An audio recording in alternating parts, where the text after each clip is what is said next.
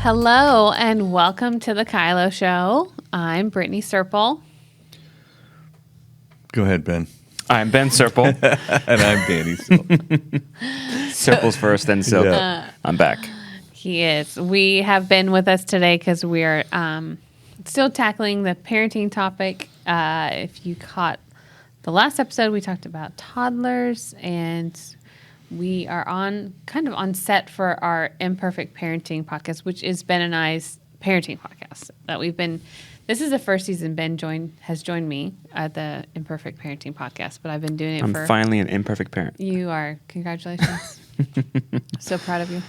But yeah, that series of podcasts has been going for about 4 years, and Seth Dahl's been on it for most of it, and Derek Johnson was on the first season.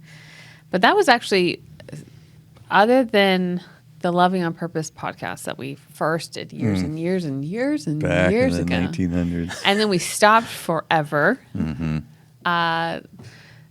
Parenting came almost 5 years ago, and it was called Coffee, Kids, and Crazy. But I was the first one to start a podcast down here since we moved. And then we did the KYLO Show. You're the winner. I was trying to think, like, how long after I started my podcast did we start the KYLO Show? Was it like 2 years later? I don't know how long we've been doing this. I don't remember. I mean, it was Like in 3 the first years? office, Yeah, So, 2 years. yeah. Okay, so 2 years. You're 2 years behind my podcasts here. But anyways, so we've got the KYLO Show that kind of looks like Imperfect Parenting a bit on set, and we have Ben. So we're doing a little bit of what we do on our podcast, just because we are talking about parenting, which is something that came back on our survey that you wanted. So here we are. But we always do a meme on our podcast, and we just to laugh at the reality of people's cleverness around parenting. So do you want to do this one again? I was thinking we should have your dad read this one since we're all joining forces here. I think it'd be fun to have your dad, because he probably has this story a couple times over. Yeah. The good thing is you don't really have to describe what this looks like because it's just words. Yeah. So this one says, my kids can pick up 300 Easter eggs from the yard in 90 seconds, but it takes them 3 months to pick up 5 toys in their room. All the parents went, oh, you get me. Yep. I saw another video of a parent that says how to make sure my kids don't sneak their Christmas presents. And I'm like, what is he going to do? You know, what clever way, where is he going to hide it? And he puts it on the first 2 steps of the stairs. They'll never see it. And it's not even wrapped. It's just right Just there. laying there. They'll never touch it. Exactly. And I thought, that fits really well with even this meme because it feels very true. I don't know how many times Lincoln's sweatpants are still there that have been there for 3 days now. That's funny. So that's it. But anyways, we're jumping into adolescence. We did toddlers before, but we're going to talk about adolescence in this one, and kind of the difference in my mind is I think toddlers are, there's lots of power struggles. They want to be in control of everything, but they really can't at all. They can't really be in control of much, They can put their shoes on maybe by themselves. You can still pick them up. Yeah, and there's just so the reality of their need to exercise this freedom and independence, it feels like it starts to actually become something you can empower more so in adolescence. And you can still empower it in toddlers in different ways, but as far as like whether or not they get their homework done, whether or not they, clean their room and they can't have their friend over until their room's clean. I mean, it just starts to change as far as their need for independence, what you can empower them in, and even see, I think there's something that happens in this level of adolescence that they are craving and recognizing, I am different. I am not my mom. I am not my dad. I have my own desires and wants, and then they try and express it, and it comes out as a whole nother level of fun. So diving into that a little bit, what are your thoughts on kind of seeing the difference between the toddlers and adolescents? Would you say that they're crave for independence? Hair. We're not quite a teenagers, but hair's coming. Yeah. That's where it starts. Lincoln's like, there's one hair on my leg today. It's true. Yeah. Well, I think that the adolescent is someone that is very much experimenting with a bunch of their brain coming on. Mm-hmm. You know, I mean, they've kind of moved through various childhood levels, and now they're able to reason. They're able to think complex thoughts. You know, like all of a sudden, racism is a concept.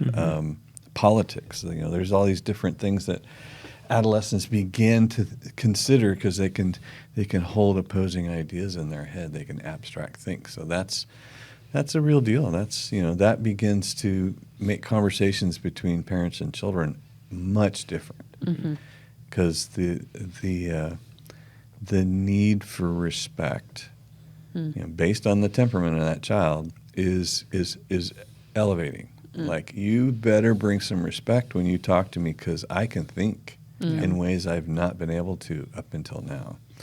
And the parent is like, "Oh, I've been on this planet for all of, whatever long, and I'm way down the track from you." Yet, nonetheless, I can think in ways that you did not consider me. In our relationship, you did not consider me this able a thinker in your presence.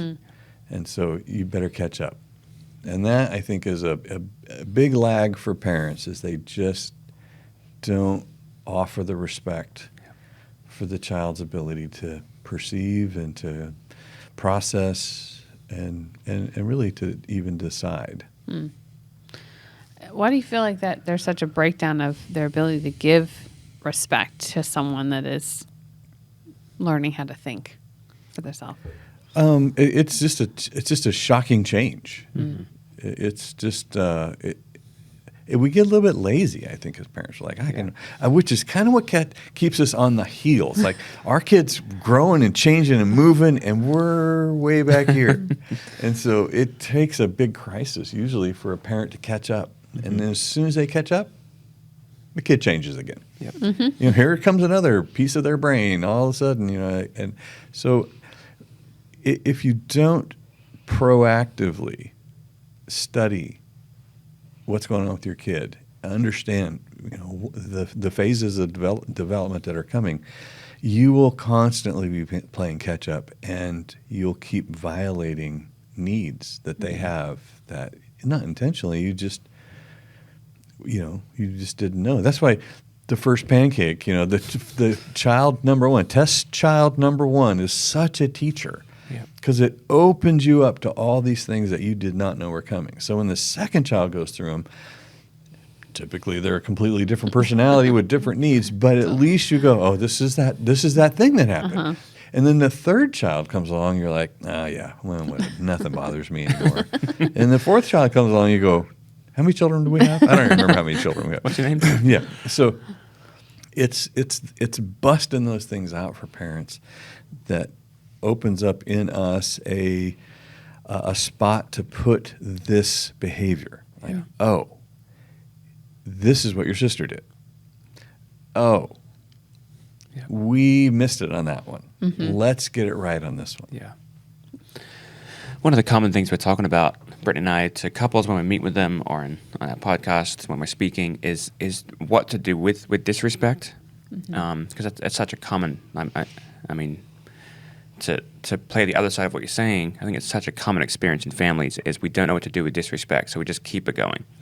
And it starts in the marriage, and that becomes the culture maker of our home, is disrespect is okay. And then we have to disrespect each other out or further to find out who's winning this battle today. But I think just that point feels so important and probably even foreign to some parents. Like, it's my job to respect this child's emotions, needs, and especially difference of opinion. And I think my question right there, Danny, would be what is your working definition of respect that you would have parents consider, especially at this stage with their kids? I think it is very similar to that culture of honor definition. You know, two powerful people working together to meet the needs of each other and the needs of the situation. And that requires a lot of listening, and it requires effective communication. So that would be one of the reasons why I want to do a good job training my child to talk, to recognize what's going on with them, to be able to inform other human beings of what they don't know, which is what's going on inside of me. Yeah. Let me tell you, not show you, and then you have to read my mind kind of stuff. But a lot of parents are learning that themselves. Yeah. A lot of parents are trying to figure out in their marriage how to communicate what's going on with them to set their spouse up for success. Yep. Well, the same thing you're doing with your adolescent. You're like, okay, let me show you me. Let me show you how I'm experiencing you. That hurts me when you talk to me like that. Instead of, don't you ever talk to me like that. I control the words that come out of your mouth, little boy. Like, you know, you don't. That's why you're so upset. Yeah. You know, and so the immaturity in them will tap and trigger the immaturity in you. Mm-hmm. Yeah. You have to take responsibility for that. How quickly are you going to mature your immaturity? Mm-hmm. Because if you don't, you will respond immaturely and disrespectfully. And because you have power, essentially, which is to arrange the consequences for other people, you can punish them. In your immaturity, you can punish them. Mm-hmm. Now, that feels pretty disrespectful. Yeah. So if you respond with disrespect to disrespect, you are planting a field of disrespect, and you will be harvesting that stuff for a while, not understanding. And then we'll call teenagers rebellious and disrespectful. And you're like, well, you know, you got to understand that this is a perpetuating cycle. Mm-hmm. So as a parent, I have to say something to the effect of how much disrespect gets to live in our family culture. Mm-hmm. Yeah, I think the biggest place where there's a lot of rub with parents, and I was thinking about you're just saying I have to manage my immaturity, and then how much disrespect is in our family culture, and it's even, you know, moment by moment. Lincoln is our adolescent in the house, you know, and yesterday we were doing homework, and he's got, you know, 4 things he hasn't finished that are past due, and he needs help because he's got a big project that he's got to present on, and so in order to do that, we got to do the other things and all the stuff. And so I said, I'm available to help you right now. And he doesn't, what he does is he goes, well, Dad's going to help me. Dad said he's going to help me. I said, okay, well, Dad's building drawers in Adeline's room right now, so he's not really available. So would you like my help, or would you like to not be able to do this and continue to get a bad grade?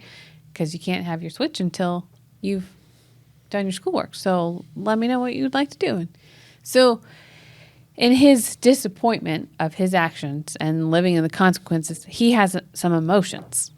And I think that's a place where a lot of times parents' immaturity show up, is that child's emotions now trigger my emotions. And so I react to your emotions of you honestly just having a bad day. Mm-hmm. Like, he's having a bad day, a bad moment.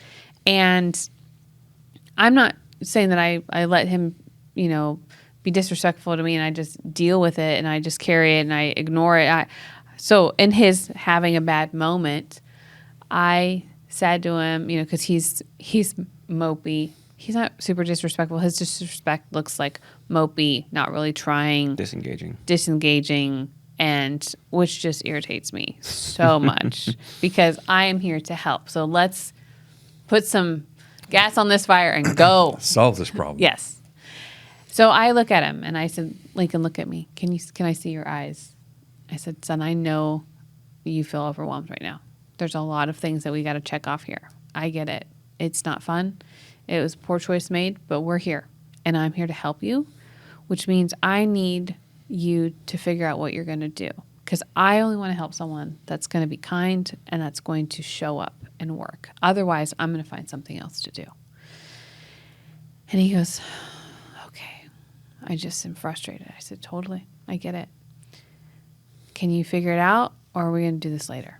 He took a deep breath, and we just pounded it out, and we got everything done. And he was so motivated. So Ben and I had to leave, and I'm like, okay, can you get this done? And on your own, he goes, yeah, this is easy. I can do it. Like all of a sudden, from this encounter, instead of me getting all irritated and his irritated, I actually gave him some courage. Yep. I gave him some courage to face the problem, to tackle it. And in helping him, he discovered, oh, I can do this. I don't need your help. I just needed to help get motivated because I was not motivated. And so that, I think, is what I want parents to grasp, especially with adolescents, is we're teaching them this place of grit and resilience and leaning in and the hard, but not reacting to their poor response to our, here's the consequence in your life because you didn't do your homework. And I think that gets missed a lot of the time because we come in tired or we come in not prepared that our kids are going to still be kids. You know, we expect them to be adults or, I don't know, not react. I mean, I would be super frustrated if I got handed an email from work and says, oh, you incompleted these 7 things and then we've got a bunch of filming to do. I pretty much would be like, nope, checked out, see you later. I'm just going to binge and watch something on Netflix. Like, that's what I want to do, but I can't do that because I have to do work. And this is the same thing for kids. But my initial response is I'm frustrated and disappointed and I feel like a failure. I got to fight through feeling like a failure right here because this is where we're learning this a little bit. It's like the first introduction to it, it feels like. It's pretty mild at adolescent age, but it's the first introduction to this. Yeah. And I think those moments are possible, like just the things we talk about over and over again on the KYLO Show, on Imperfect Parenting, is the practice of connection and then the practice of respectful exchanges and keeping the standard of respect high. When these moments happen, which this happens with Lincoln often, he'll react to something, I don't want to do it, I'm not going to do it. He gets a little bit of courage and he come back and go, guess what I did? Yeah. I did it. All the things I just did. And if I violate the culture we've been practicing for so long, I miss this opportunity where he gets to come back and go, I am capable.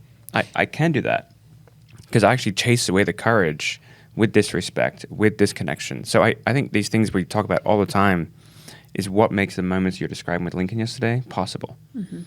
And it's just I'm just so thankful that we've practiced this and we're going to keep practicing. Mm-hmm. I mean, we have an adult child. We're still practicing. Mm-hmm. Yeah. So I think it goes away, but it like Danny's talking about, there is little fruit moments when we're bearing fruit. And I think there's the teenage years too, where we find out what were the seeds we planted. Mm-hmm. Mm-hmm. You know, what actually happened here. Yeah. I think even when Lincoln does come back and all of a sudden he's taken all the advice that you've given, he's done all the things, and to not be like, well, yeah, I told you so. Mm-hmm. I think that's the other thing that...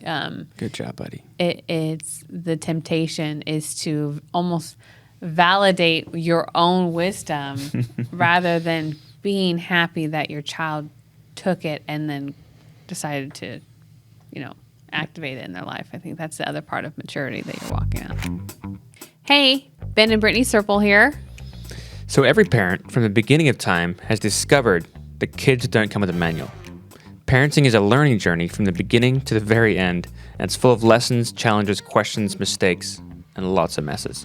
One of the biggest reasons so many of us get scared, discouraged, and overwhelmed as parents is we think the goal of parenting is to be perfect parents who raise perfect children, which leads us to move towards a fear-driven strategy that focuses on avoiding messes and use control and punishment to change their behavior. This is why we created the podcast Imperfect Parenting, to talk about the true goal of parenting, a safe, loving, heart-to-heart connection with our kids as we guide them on their own journey to becoming healthy, confident, and emotionally intelligent. Seth Dahl joins Ben and I to bring you the tools you need to be fully engaged in the journey of building a healthy, connected family culture where your children can thrive.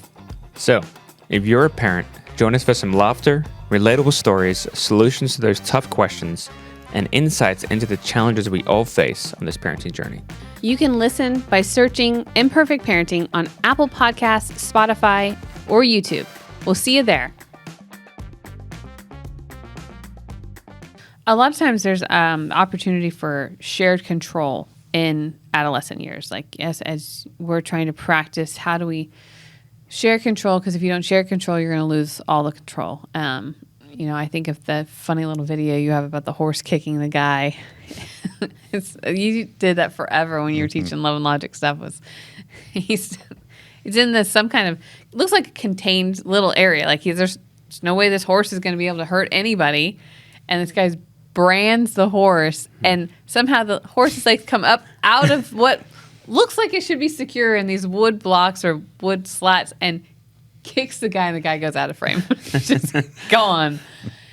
How do we share control when we feel scared? Like when they're not practicing their thinking brain or their consequences well? Like, how do we navigate that without just freaking out, wanting to control everything? Well, right there is the worst time to start practicing. That's a good point. Good point. Because you have like zero capacity in your head to be creative right there because you're stressed out of your mind. You want control. Mm-hmm. When you are stressed, you want control. You're scared, you're hurt, you feel powerless, you want total control.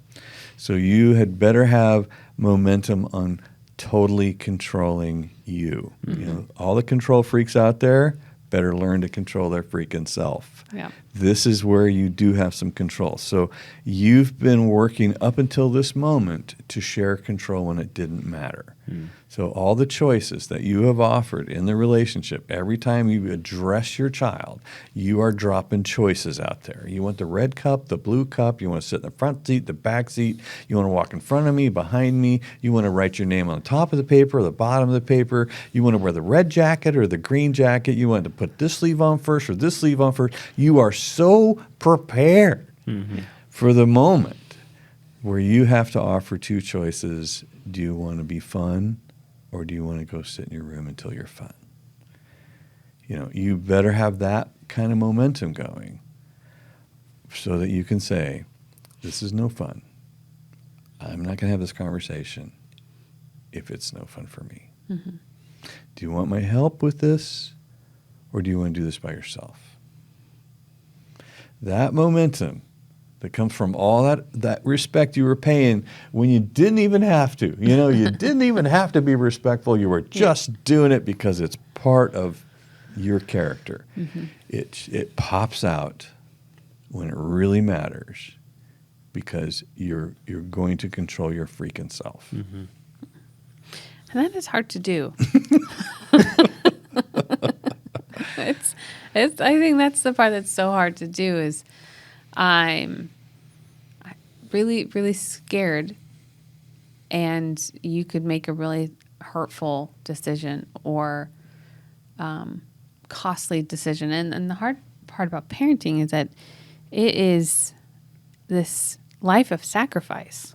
And so your child's decision to not do their homework or not go to practice or whatever it is, there is some consequence that involves our life often. And that's the hard part of laying down your life for these kids, is that it's a life of sacrifice, which means I'm going to get a letter from the teacher. I'm going to have to sit in the teacher's office and be in trouble for them not doing their homework, or I'm going to, the coach is going to be mad at me, or I'm going to have to walk through, I'm tired. I don't want to do this. I have other things I need to do, but I have to engage to walk out this process. That's the other part of right here, going back to even the toddler land, is my decision to partner with them and their success is the willingness to have a life of sacrifice that I give to you. And I mean, it's just the reflection of the Lord literally laid down his life for us.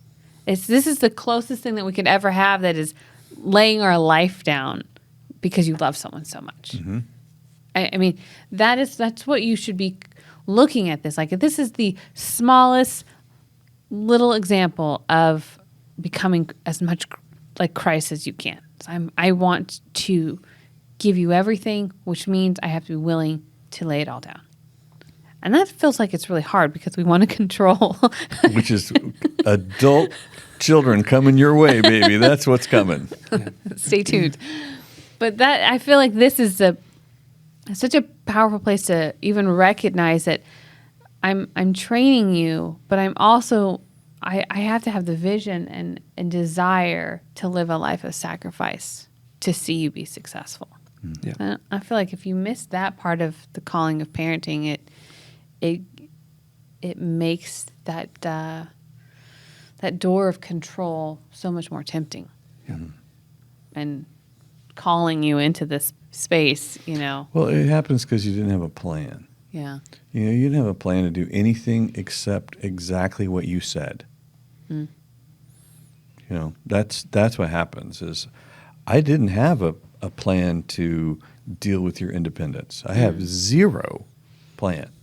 So when you exercise it, I am out of control. I am powerless. I am stripped naked. I am embarrassed. I am angry. I feel threatened. All I know how to do is to get big. I'm just going to get big right here, and hopefully you buy it. Hopefully you buy it, that big puffy me is more powerful than normal size me. Mm-hmm. I just, as you were talking, I'm sitting here thinking, it's these moments right here that confronts that thing in parents if they have this goal. If they have the goal of shared control and creating a healthy environment, whole healthy family, I think the shared control practice, the choices over and over again, all this begins to confront any place in me where I still believe I can control someone else. Mm-hmm. If I have a different goal and I don't have a plan, that's going to show up over and over again. Mm-hmm. But I think I'm looking for places for this to be confronted. The sacrifice you're talking about really is the invitation to humility.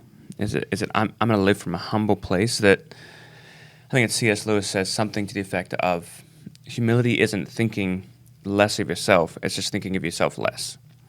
Which, if this control thing gets loud enough, it's all about me. Mm-hmm. It's because I'm so scared and I want to protect myself. Mm-hmm. And so chasing away that thing with this sacrificial invitation, with this, I think part of it too is I just keep thinking about, and this is such a new thing for us in our parenting journey with Delaney moving out, and then I look back through our parenting years just thinking it's happened so many times where we have to adjust to the new season. Mm-hmm. And I think one of my questions in that I'd love to hear from both of you is, why do you think parents struggle with that piece right there?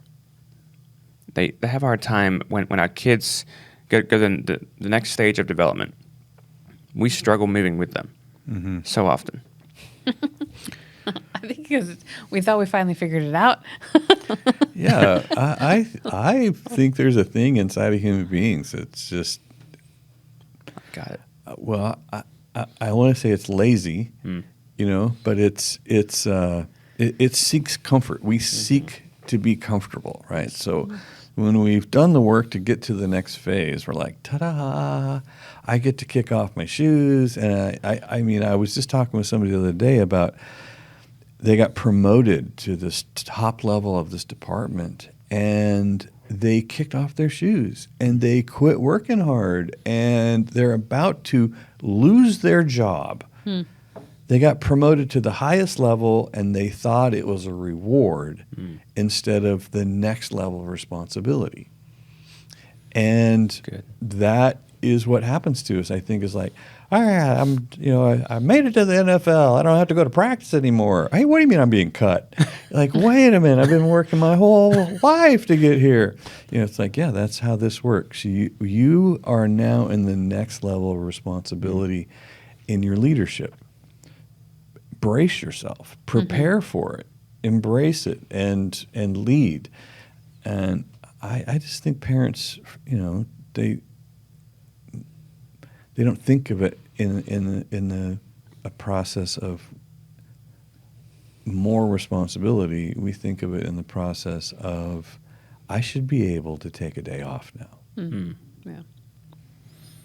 I tell parents all the time, your kids are going to change about every 6 to 9 months. Mm-hmm. So just when you feel like you've hit that sweet spot and it's cruising, You just had another baby.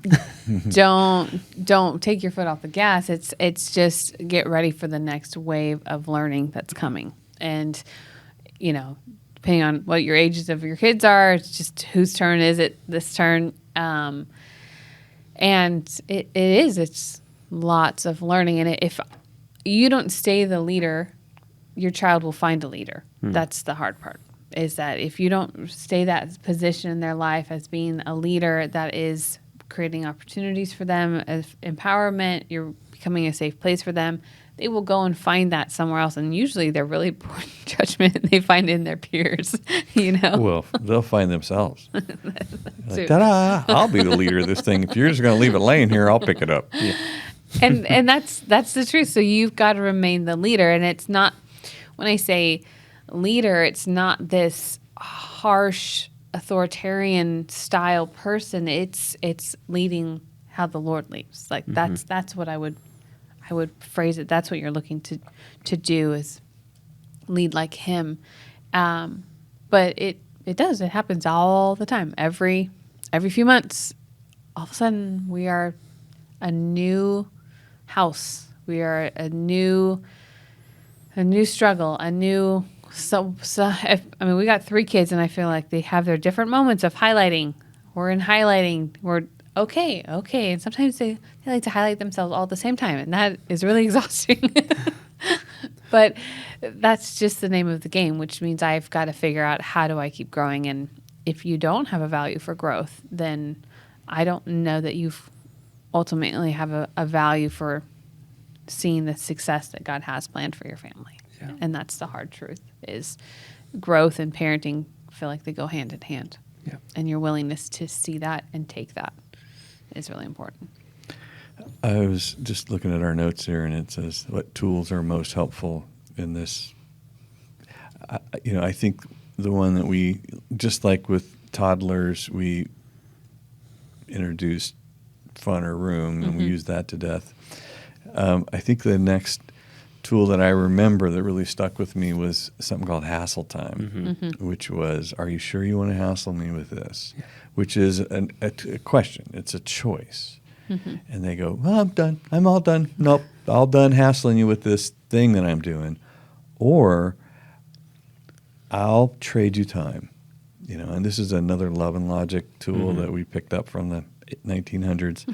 But it very much sets the table for choose this day how you're going to live tomorrow. Yeah. And I'm not here to punish you, but I'm very much here to train you in, when you decide to be disrespectful, self-centered, self-serving, obnoxious, destructive, whatever that thing it is that you're doing. I see that. I see that thing you're doing. I would like to just introduce. Would you like to continue in that? Or would you like to take the off-ramp here and drive through the meadows and see the deer and the antelope play? What would you like to do here? And they say, nope, I am hell-bent right now. That's where I'm going. You're like, okay, well, let me show you what it costs to drive like that. And now we're trading time. And I'm going to give you some of my chores. I'm going to give you some things that normally I have to do that I don't want to have to do, because you just bought them for me, with your time. So we're trading time. I took time to endure this thing I don't control about you. We went through it, and the clock's running. And every time we start that clock, that bad boy starts at a half hour every single time. It's going to be a half hour.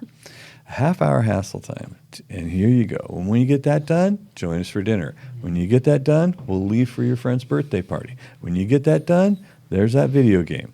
When you get that done, then there'll be, you'll have access to freedom and life. Take your time. Yeah. And if you want to hassle me with this, I can start the clock some more. Yep. And now the child begins to realize, oh my gosh, I don't control you. I just control the quality of my life going forward. Like, exactly. And that's the offer. So there's no punishment involved, and a lot of parents think, oh, hassle time is a punishment. Nope. It's no more a punishment than your electricity bill. Mm-hmm. Yeah, Yeah. well, that's hard to talk out of. I shouldn't have used that one. I feel punished by that. But because I use it, Yeah. I pay for it. Yeah. You know, and if this is what you're going to use, if you're going to use this time to act that way, then here's what it costs. Mm-hmm. And you can pay for it, and you can do it again later if you want to. Mm-hmm. Are you sure you want to do this? And I got kind of a smile on my face, like, are you sure you want to do this? Yeah. And they go like, I hate it when you smile at my poor decisions. It's like, well, I won't be paying for it. Totally. You know? Learning. Yeah. I think my favorite exchange of hassle time in our house was between Adeline and Lincoln because he was hassling her and she's trying to be patient and all these things, but she feels powerless around his tormenting her of whatever he was doing. And I said, Adeline, you can use hassle time. And she was like, I can? And Lincoln goes, no, she can't. I said, absolutely she can. And so Adeline says, I'm feeling hassled. And then he's like continuing. And I'm like, no problem, buddy. And he looks at me like, I don't know. Ganging up on me. I don't really know about this. And he continued for a little while longer. But like you said, the hassle clock starts around 30 minutes. And so he had about 30 minutes of time that he owed his sister, which the beautiful part of this is that I don't know why doing a chore for your sibling feels so much more wrong than having to do mom and dad's chore. And so he had to do her laundry, and he had to bring it downstairs, had to put it in the washer to dryer, and then fold it and put it back in her room. And then when she got her basket from she was just so happy. She just big old smile. You feel free to hassle me Totally. anytime. That's exactly what happened. And he just was very irritated. But the best part is when she said it again, he stopped immediately, and she only got one of those from him. That's the bummer about this stuff is you got to video Totally. it just to entertain yourself later because they are smart. Uh-huh. And they're like, I'm not doing that. That's not mine. Yeah. Like, and people say, well, what if I can't get them to do their hassle time? Say, well, you probably can't get them to be respectful either. Mm-hmm. Yeah. So you got some work to do to catch up to this level of training, but start. Mm-hmm. Start with, I'll be glad to finish this conversation when you're respectful. Take your time. Yeah. I can't get them to be fun. I can't get them to be fun. I can't get them to stay in the room. I can't get them. Well, then commit yourself because that's a power struggle you're going to have to win before they ever believe you. Right. And those are, well, I didn't want to have to, set that kind of boundary with them. I didn't want to have to sit with them on the bed and hold them. I didn't want to have to, they were freaking out. Like, well, you better figure this out because your child will fight to be the leader if you don't. Absolutely. Yeah, we would use this as well with bedtime. It starts to change a little bit at adolescence, but the hassle clock would show up with bedtime often too, which is a common thing. Parents are like, what do you do with this child that doesn't want to stay in bed? Which is pretty much every child. Mm-hmm. But that was a really helpful one for us as well. Probably one of my favorite stories with Delaney was that. Just her figuring out, we did the power struggle for a few nights. Mm-hmm. And then finally looked at each other and went, we actually have a different plan than we've had for a long time. We just didn't use it. We all of a sudden have a plan. We have a tool. That's what changed. Yeah. So it was it's so helpful. I think the thing I keep coming back to in this conversation today is just this idea of respect, that this adolescent child is growing in a need for respect that they didn't have in a different way prior to this moment. But I think the thing I'm thinking about as well is that parents have the same need. And just having that exchange right there, like, parents, you have the same need. You want respect too.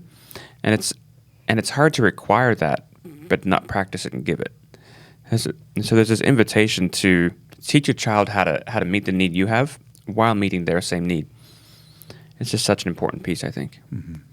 Yeah. So your ability to practice this the levels of respect in your home, I think translates a lot for the other question we get often is sibling relationship, sibling to sibling. So we put on display that we have a low tolerance for disrespect and we will protect connection, and there are consequences for the violators of this.